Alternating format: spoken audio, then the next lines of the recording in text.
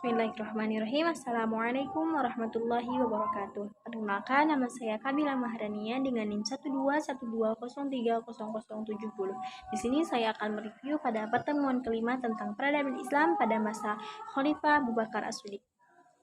Di sini khalifah pertama adalah yang bernama Abu Bakar As-Siddiq. Abu Bakar adalah salah seorang sahabat terdekat Nabi Muhammad SAW dan termasuk di antara orang-orang yang pertama masuk Islam, yaitu As-Sabiqun al-Awwalun. Nama lengkap beliau adalah Abdullah bin Abu Quhafah al-Tamimi.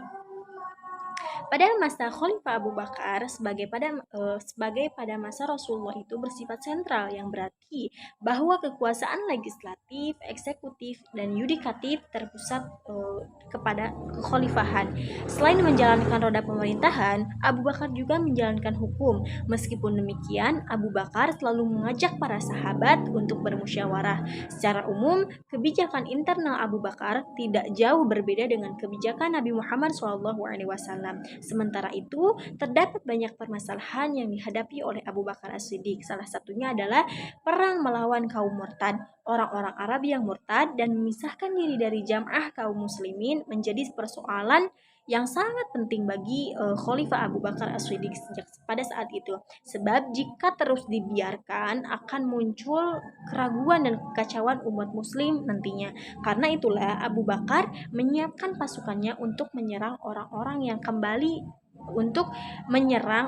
yang enggan kembali masuk ke dalam Islam. Selain itu, terdapat pula perang Ummu Zamal dan perang Faj'ah.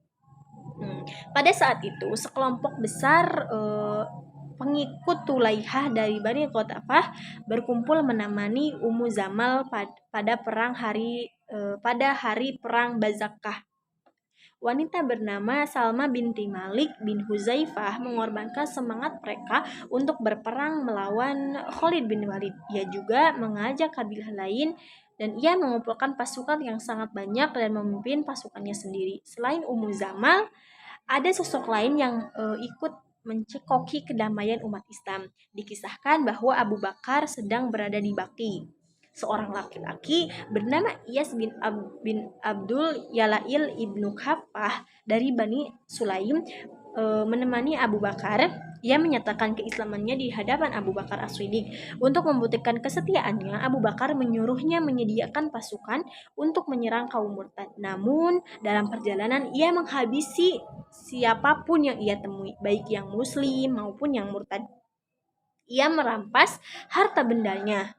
Ketika mendengar hal tersebut, Abu Bakar langsung meminta pasukannya untuk menumpasnya. Walaupun pada awal permulaan dari Khalifah Abu Bakar penuh dengan kekacauan, beliau tetap bersikeras untuk melanjutkan rencana Rasulullah untuk mengirim pasukan ke daerah Syria di bawah pimpinan Usamah bin Zaid. Langkah politik yang ditempuh Abu Bakar itu sangat-sangat strategis dan membawa dampak positif yang sukses. Selanjutnya, ia melakukan ekspansi ke Irak dan Suriah untuk membantu pasukan Suriah. Abu Bakar memerintahkan Abu Bakar memerintahkan Khalid bin Walid segera meninggalkan Irak menuju Suriah. Namun, saat kemenangan umat Islam di Syria, Abu Bakar tidak dapat menyaksikannya karena tidak lama beliau jatuh sakit dan meninggal dunia.